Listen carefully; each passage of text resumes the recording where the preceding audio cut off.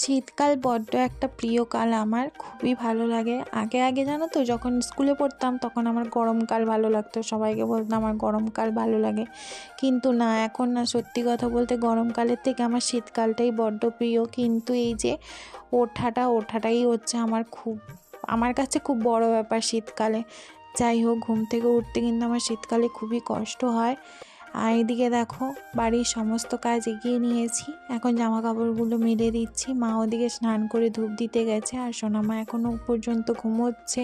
আর ওর খাবারটা তৈরি করে ঠান্ডা করতে বসিয়ে দিয়েছি। তারপরে আমি আর মা মিলে চা খাওয়া দাওয়া করে সোনামাকে ঘুম থেকে তুলে ওকে খাওয়ালাম। আর এদিকে হচ্ছে অনেক বাসন ছিল, সেগুলোকে এখন মেজে রাখছি।